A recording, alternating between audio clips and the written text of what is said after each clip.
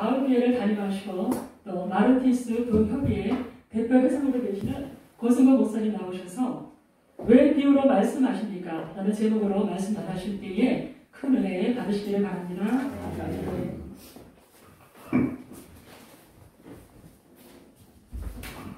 할렐루야. 아멘. 제가 오늘 여러분과 함께 은혜를 나누고자 하는 말씀은 왜 비유로 말씀하십니까? 많은 분들이 신약 성경을 읽으실 때마다 생각할 겁니다. 왜 예수님께서는 비유가 아니면 말씀하지 않으실까? 마가복음 4장 34절에 비유가 아니면 말씀하지 아니하시고 다만 혼자 계실 때 그 제자들에게 모든 것을 해석하시더라.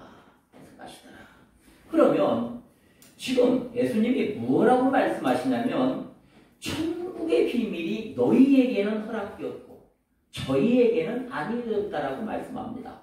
너희는 누구고 저희는 누굴까요? 너희는 누구고 저희는 누군가? 그런데 이 비유라는 말이 헬라어로 파라볼레라는 말입니다. 파라볼레. 무슨 뜻이냐면 곁에 두었다라는 뜻인데 쉽게 설명을 하면 어떤 것과 어떤 사물을 같이 두고 비교해서 설명하는 수사학적 기법을 말합니다. 그런데 예수님은 제자들을 어렵게 하시려고 하는 것이 아니고 예수님이 가르치신 그 말씀을 들은 자들이 제대로 이해하지 못하기 때문에 알려진 것과 알려지지 않은 것을 비교 설명하면서 보다 명확하게 가르쳐 주려고 말씀하시는 겁니다. 그런데 그러면 천국에는 비밀이 있다라고 말씀합니다. 비밀이라는 말이 헬라어로 미스테리온이라는 말인데 당시에 로마 시대에 비밀 종교에 가입된 사람들에게는 이것이 알려졌고 그렇지 않은 사람들에게는 이것이 알려지지 않았습니다. 지금 얼마 전에 방송에서 크게 난 사건이 하나 있어요. 군부대 병사 하나가 자신의 카톡에다가 군대에 암고를 올려놨다는 겁니다. 암고는 무엇입니까? 자신들, 묵은, 같은 편만이 알아야 되는 비밀을 아무나 볼 수 있게 올려놔버려요. 이것은 중대한 사건이 아닙니다. 그러면 성경에서는 하나님의 이 천국의 비밀이라는 것은 무엇이냐면 하나님의 계획이나 뜻을 말하는 겁니다. 하나님이 무엇을 계획하시고 무엇을 뜻하시는 겁니다. 그런데 이 천국의 비밀은 숨겨져 있다는 것이죠. 하나님이 보여주지 않으시면 사람은 절대로 그것을 알 수 없습니다. 제가 여러분 앞에 서 있는데 제가 여러분에게 가지고 있는 것을 보여드리지 않으면 여러분은 알 수 없어요. 지금 제 주머니에는 이렇게 십자가가 있습니다. 자, 계시라는 말이 헬라어로 히포클라피스라는 말인데 하나님이 보여주신 만큼만 볼 수 있다는 사실입니다. 그래서 성령은 우리에게 뭐라고 말씀하시냐면 귀 있는 자는 들을지어다. 귀 있는 자는 들을지어다.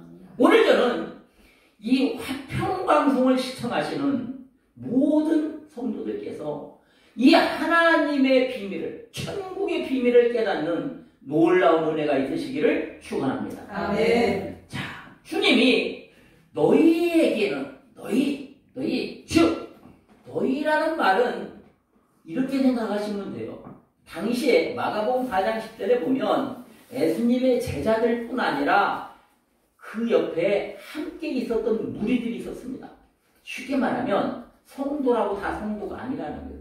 성도라고 다 성도가 아니고 너희는 누구예요? 비밀을 맡은 사람. 그래서 바울은 말합니다. 고린도전서 4장 1절에 사람이 마땅히 우리를 그리스도의 일꾼이요 하나님의 비밀을 맡은 자로 여길지어다. 하나님의 비밀을 맡은 자. 하나님의 비밀을 알 수 있는 자. 그런데 저희는 그러면 누구냐? 저희는 비밀을 받지 못한 사람입니다. 마태복음 13장 13절에 예수님이 뭐라고 말씀하시냐면 그러므로 내가 저희에게 비유로 말하기는 저희가 보아도 보지 못하며 들어도 듣지 못하며 깨닫지 못합니다. 지금 이 사람들은 보고 들을 수 있는 능력을 가지고 있지만 예수님의 말씀을 보려고 부리려고 하지 않았다는 겁니다. 지금 이것은 죄를 지은 인간의 전형적인 모습을 보이는 것입니다. 영적 불구자를 가리키는 거죠.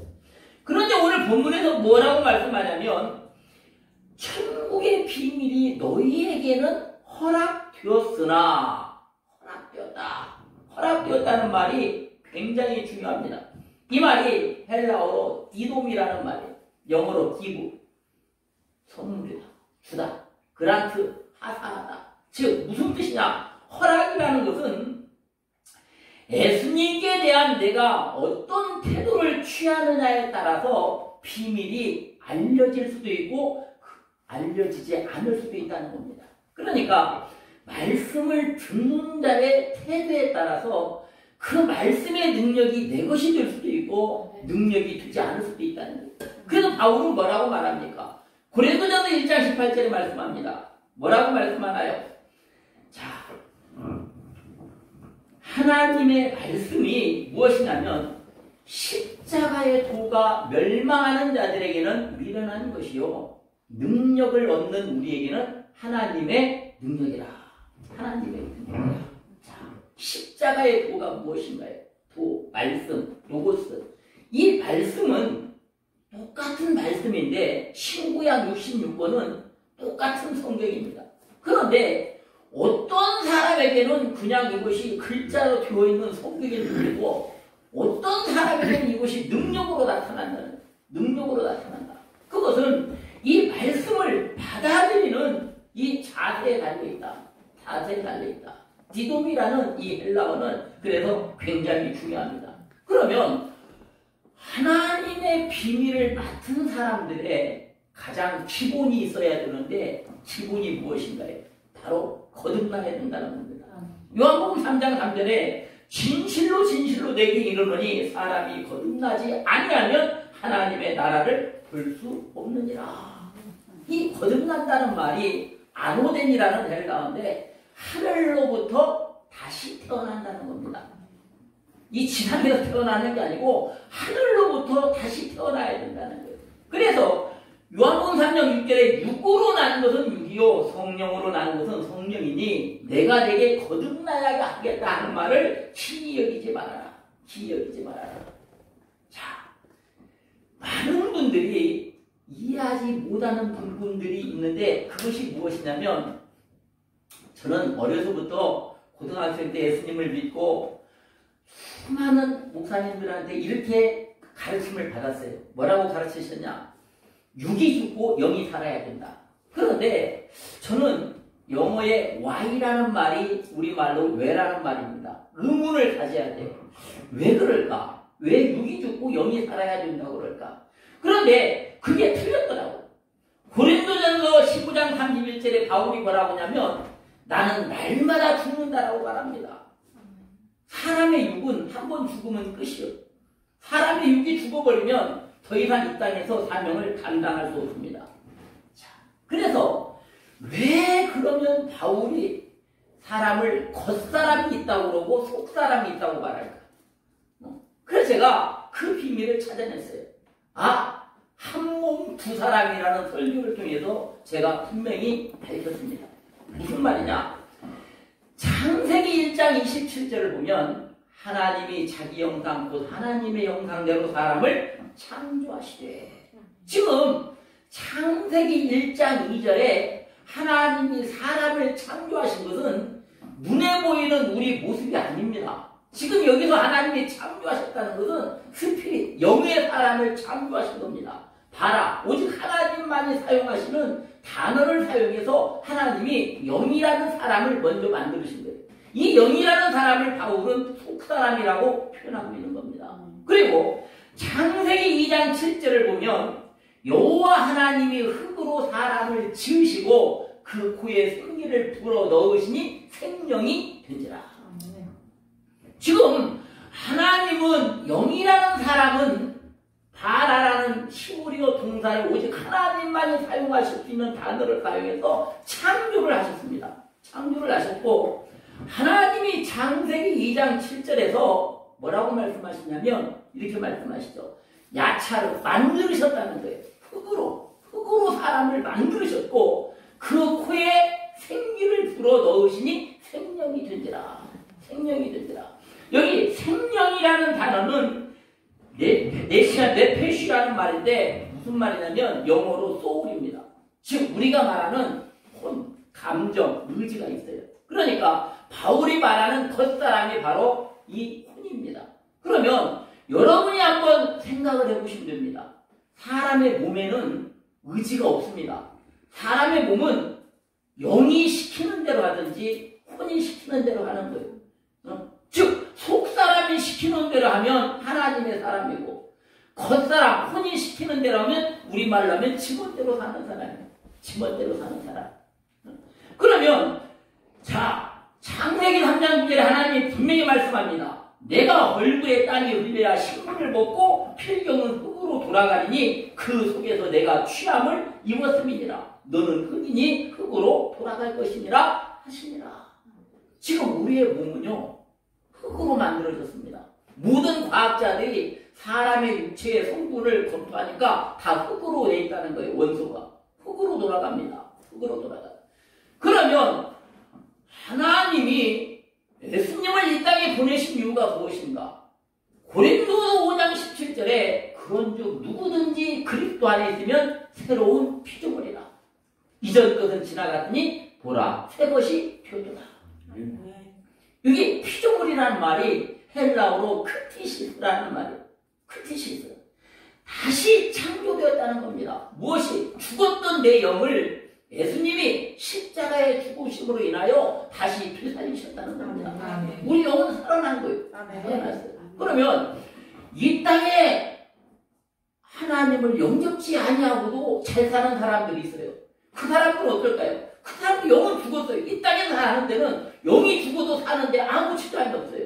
그러나 우리는 하나님의 생명을 허락받았고 하나님이 죽어있던 하나님이 처음에 만드신 첫사람, 속사람, 영이 다시 뼈뛰고 살아났다는 겁니다. 살아났다. 그래서 사도행전 13장 48절에 보면 이방인들이 듣고 기뻐하여 하나님의 말씀을 찬송하며 영생을 주시기로 작정된 자는 다 믿더라. 작정되었다 이 말이에요. 그 작정된 사람이 저는 오늘 이 화평방송을 통해서 하나님의 복음에 귀를 기울이는 많은 성도님들이신 줄로 믿습니다. 지금 이 작정됐다는 말이 헬라어로 타소라는 말이에요. 타소. 무슨 뜻이냐면 지명하셨다는 겁니다. 지명하셨다. 내가 하나님을 택한 게 아니고 하나님이 나를 지명하셔서 하나님의 백성으로 하나님의 자녀로 사명을 감당할 수 있도록 허락하셨다는 겁니다. 이사야 43장 1절에 말씀합니다. 너는 두려워 말라. 내가 너를 부속하였고 너를 지명하여 불렀나니 너는 내 것이라. 너를 지명하였다. 이 지명이라는 말이 히브리어로 셈이라는 말인데 영어로는 이게 네임이라는 뜻입니다. 이름이라는 뜻이에요. 쉽게 말하면 우리가 물건을 사면 상표를 붙여요. 지금 여러분이 시청하시는 이 화평방송은 이 지상에서 하나님의 말씀을 선포하는 화평방송이라는 메이커가 붙어있는 거예요. 메이커. 마찬가지로 하나님의 자녀는 하나님의 백성은 성령으로 지명하신다는 겁니다. 성령으로 인치신다는 겁니다. 성령으로 보증하신다는 겁니다. 어떻게? 성령으로 메이커를 주시는 거예요. 메이커를 주신다.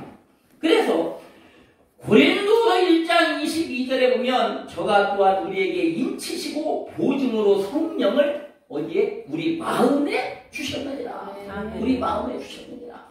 성령을 받은 사람은요 무엇이 다릅니까? 일반 사람은 볼 수 없는 하나님의 나라의 비밀을 볼 수 있는 능력과 은혜가 있다는 사실입니다. 고린도전서 2장 10절에 말씀합니다. 오직 하나님의 성령으로 이것을 보이셨으니 사람의 속사정을 사람의 영에 누가 알리요? 이와 같이 하나님의 사정도 하나님의 영에는 아무도 알 수가 없느니라. 성령을 받아야 하나님의 영을 알 수 있다. 하나님의 말씀을 볼 수 있다. 그러면 왜 성령 성령님을 받아야만이, 왜 성령의 사람이 되어야만이 하나님의 일을 할 수 있을까요? 성령님은 우리를 도우시는 분입니다. 요한복음 14장 26절에 말씀합니다. 보혜사 곧 아버지께서 내 이름으로 보내실 성령, 그가 너희에게 모든 것을 가르치시고 내가 말한 모든 것을 생각나게 하시리라. 아멘. 생각나게 하시리라. 저는 주변에서 가끔 어떤 분들이 이렇게 말씀해요. 내가 예전에는 은사도 받았고 하나님의 말씀도 배웠는데 이제 기억이 아니요.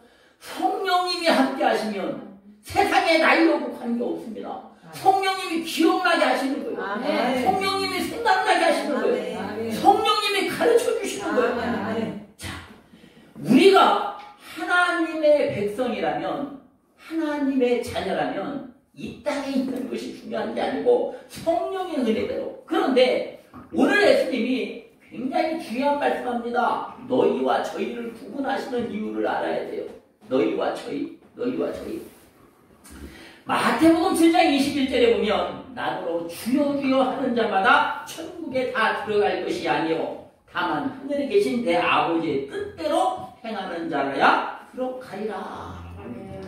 지금 여기 보시면 주여 주여 한다는 것은 분명히 하나님을 믿는 사람을 말하는 겁니다. 안 믿는 이방인을 말하는 게 아니에요. 그런데 나더러 주여 주여 하는 자마다 다 천국에 들어간다는 것이 아니에요.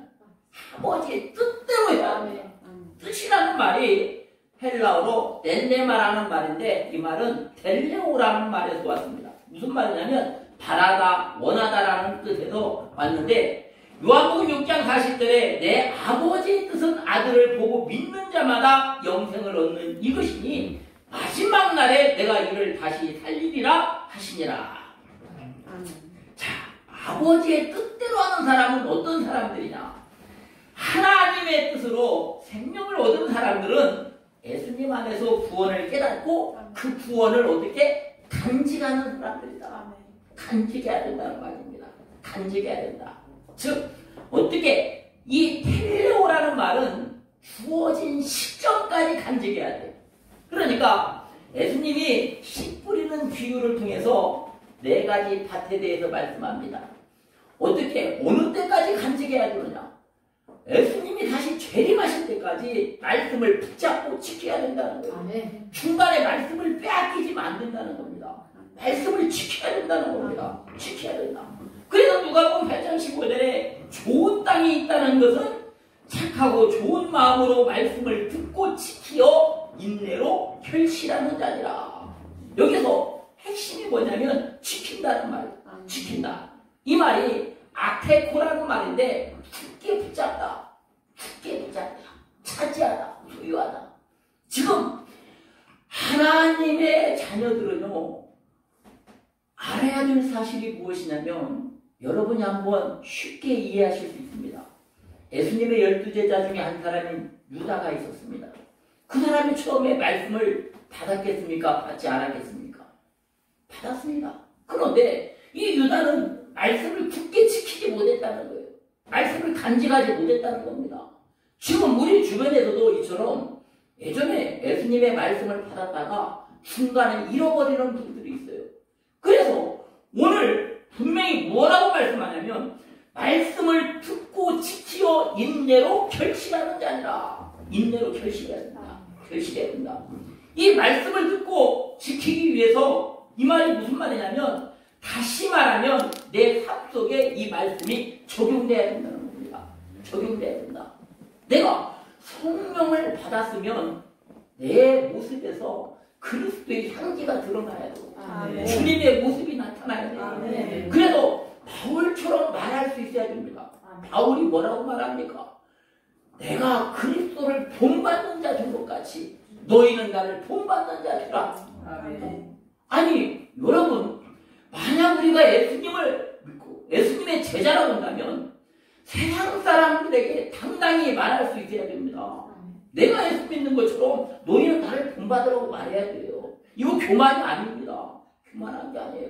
자, 지금 그런 말씀을 듣고 지킨다는 것은 이 말씀을 간직해서 이 말씀이 내 삶에 적용된다. 이것이 무엇이냐면 행동이 변화되어야 된다는 겁니다.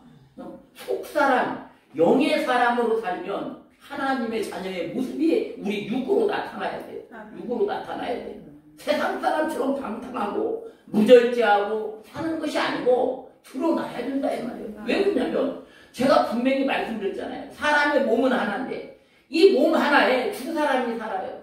바울이 말하는 속사람, 영이라는 사람이 살고 있고 바울이 말하는 겉사람, 혼이라는 사람이 살고 있습니다. 그런데 영은 하나님이 창조하신 사람이고 혼은 하나님이 흙으로 만드신 사람입니다. 이렇게 이해하시면 이해가 쉽죠. 이게 제 이해입니다. 그러니까 성경에 보면 데살로니가 교인들이 있습니다. 이 데살로니가 교인들은 짧은 시간 동안에 교회를 세워 소문난 교회를 만들었는데 그 놀라운 비밀이 바로 여기에 있습니다. 자, 하나님의 말씀을 듣는 그들의 자세에 있었다는 겁니다. 오늘 예수님이 뭐라고 말씀하시냐면 천국의 비밀이 너희에게는 허락되었다.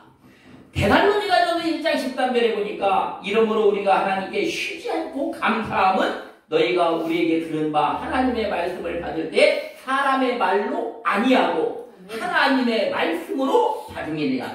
진실로 그러하다. 이 말씀이 또한 너희 믿는 자 속에서 역사하느니라. 아멘.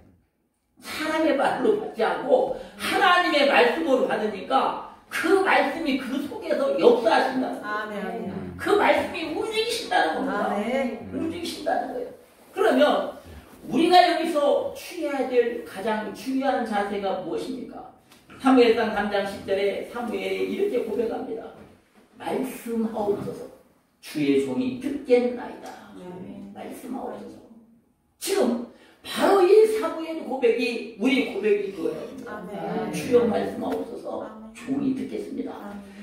이사야 3장 10절에 너희는 의인에게 복이 있으리라 말하라. 그들은 그 행위의 열매를 먹을 것이며 이 행위라는 말이 말랄이라는 말인데 말랄, 행위, 행동을 말합니다.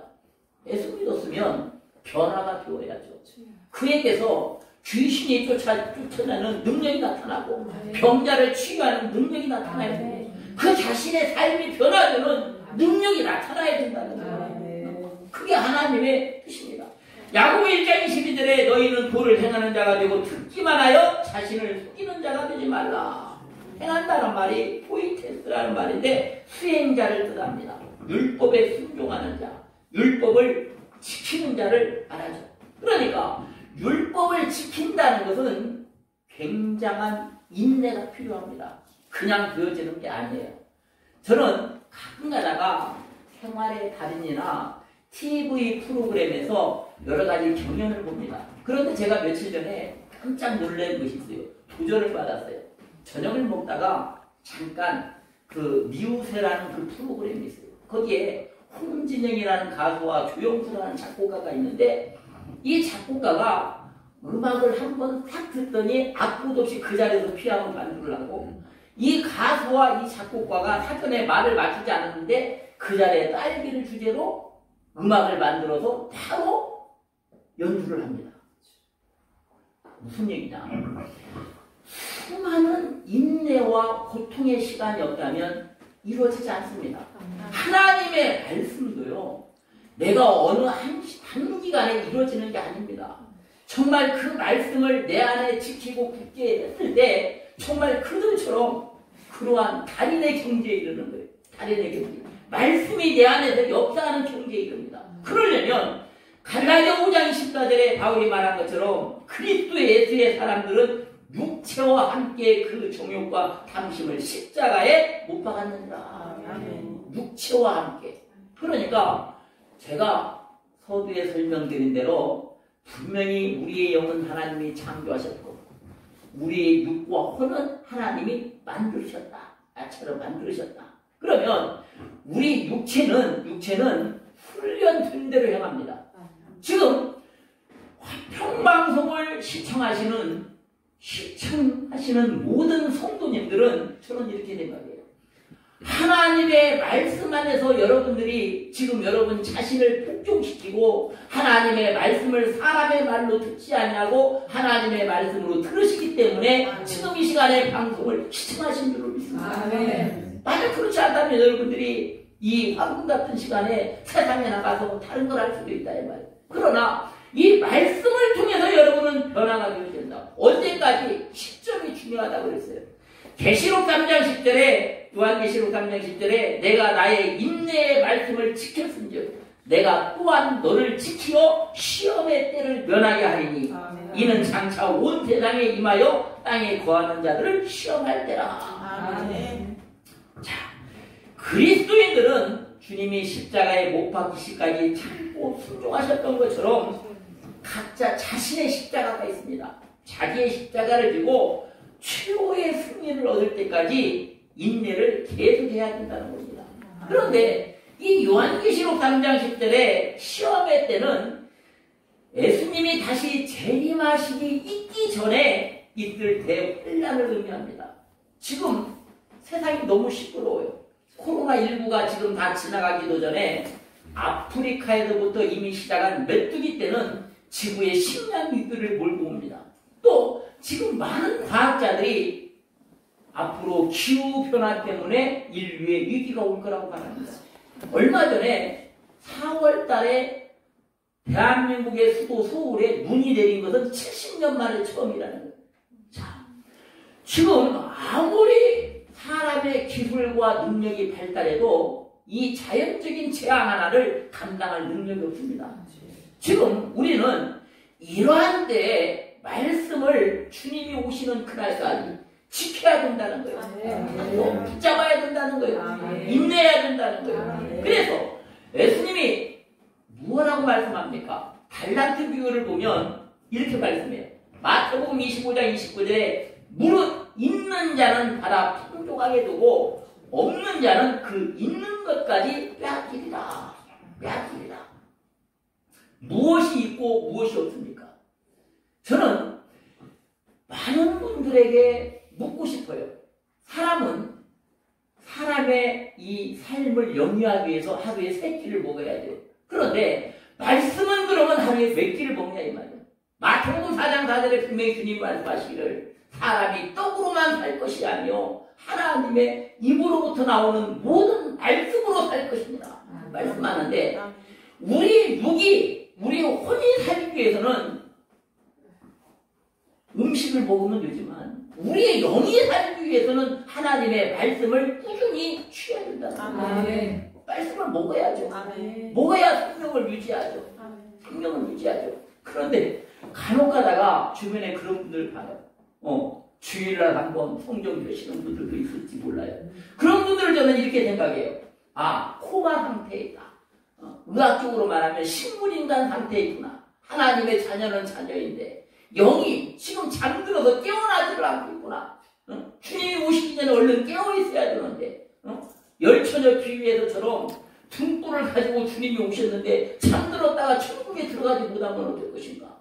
그래서 주님이 뭐라고 말씀하시냐면 있는 자는 더 부자가 되고 없는 자는 그 있는 것도 빼앗긴다고 말씀합니다. 우리가 이 땅에 살면서 많은 분들이 이런 얘기들을 해요. 세상을 살면서 돈이 없으면 물론 돈이 없으면 살 수 없습니다. 힘듭니다. 왜? 경제적인 필요가 있어야 되죠. 그런데 경제학적인 관점에서 볼 때 투자할 돈을 많이 가진 사람은 돈을 더 많이 벌게 돼 있어요.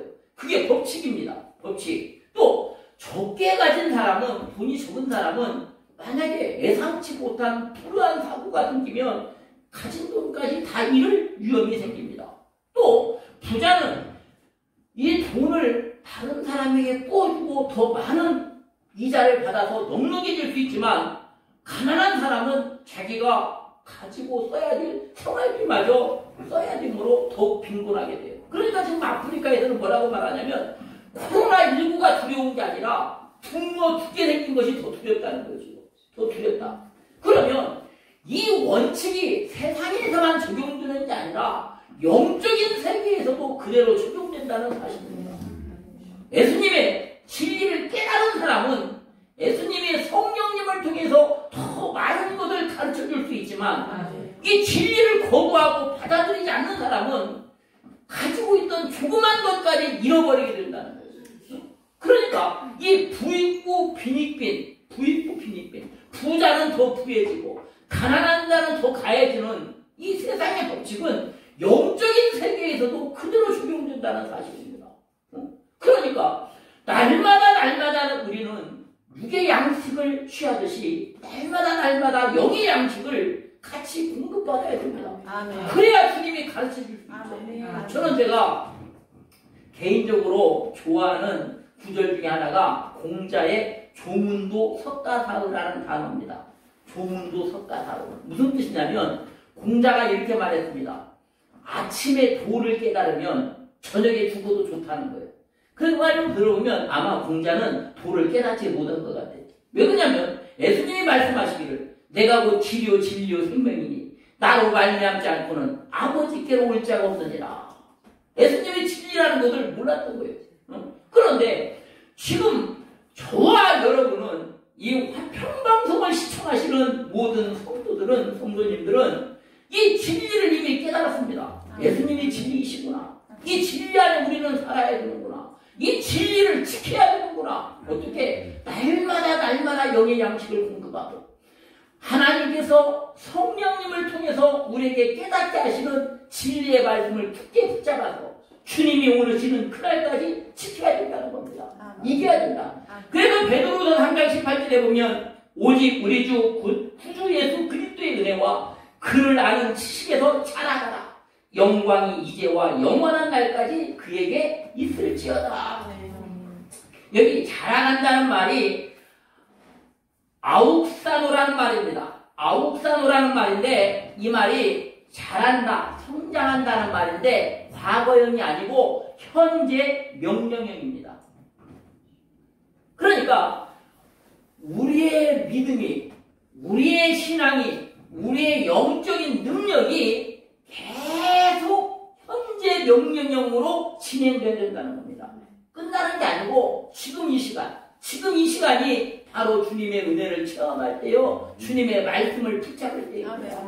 아홉사노. 그래서 사무엘이 말합니다. 사무엘상 3장 19절에 보면 사무엘이 자라매 여호와께서 그와 함께 계셔서 그 말로 하나도 땅에 떨어지지 않게 하시니. 여기 자란다는 말이 히브리어로 가달이라는 말인데 여러분 한번 생각해 보세요. 어린아이들이 막 엄마 품에서 태어나서 처음부터 걸을 수 있습니까? 아니, 못 걷습니다. 그 아이가 걷기 위해서는 수없이 넘어졌다가 다시 쓰러져서 일어나서 그 아이는 비로소 걷게 되는 것과 마찬가지입니다. 우리가 하나님의 말씀에 굳게 서는 것이 단번에 되는 것이 아니고 꾸준한 훈련이 있어야 된다는 거예요. 꾸준한 영적인 훈련이 계속 이어져야 된다는 겁니다. 계속 이어져야 된다. 그래서 예수님이 우리에게 허락하신 이 은혜는 말씀에 굳게 서는 자에게 전해지는 것이 은혜입니다. 이 은혜에서 멀어지면 진리에서 떠나게 되고 하나님의 축복을 맛볼 수가 없습니다. 그러면 이 지식이라는 건 뭐냐? 호세아 4장 6절에 호세아 선지자가 말씀합니다. 내 백성이 지식이 없어 망하는도다. 하나님을 아는 지식이 자라나야 돼요. 이 지식은 근원은 예수 그리스도이시고 이 지식은 반드시 열매를 맺어야 된다는 사실입니다. 예수님에 대한 이 지식은 모든 배교와 이단을 미리 예방할 수 있는 최선의 방법이 될 수 있습니다. 예수님을 제대로 알면, 그리스도를 제대로 알면 주님을 배반하는 일이 없죠. 이 하나님을 제대로 알면 이단에게 속아서 넘어가는 일이 없습니다. 그래서 그리스도인의 삶은 그리스도에 대한 지식에서 시작해서 보호자이신 그분에 대한 지식으로 유지되고 그분을 완전히 알므로 마지막 목표에 도달할 수 있게 된다는 사실입니다. 저는 오늘 여러분들이 왜 예수님께서 비유로 말씀하실까? 이것은 예수님이 너희 택한 자들에게 더욱더 말씀 안에서 굳건해지고 하나님의 은혜와 영광을 나타낼 수 있도록 마지막 날까지 하나님의 말씀을 통해서 그 말씀을 굳건히 유지하여서 하나님의 영광을 나타내는 귀한 은혜가 있으시기를 주님의 이름으로 축원합니다. 기도하겠습니다. 사랑과 은혜가 충만하신 아버지 하나님 감사합니다. 하나님께서 이 화평방송을 그리스도의 보혈의 공로로 세워주시고 이 화평방송을 통해서 선포되어지는 복음의 말씀이 죽어가는 영혼들을 소성시키게 하시고 그들을 새롭게 살릴 수 있는 능력이 될 수 있도록 축복하시니 감사합니다. 아버지 하나님, 이 모든 은혜가 주님 안에서 우리의 삶을 변화시키게 하시고 우리가 변화됨으로 이 사회가, 이 나라가, 온 세계가 변화되어서 하나님의 복음의 나라가, 복음의 천국이 이루어지는 놀라운 은혜를 허락하여 주시옵소서. 하나님이 우리에게 허락하신 그 모든 말씀을 사람의 말로 듣지 아니하고 하나님의 말씀으로 받은 데살로니가 교인들처럼 우리가 그 말씀을 받아들여서 하나님의 영광을 나타낼 수 있는 놀라운 축복을 허락하여 주시옵소서. 모든 걸 예수님의 이름으로 감사하며 기도드리옵나이다.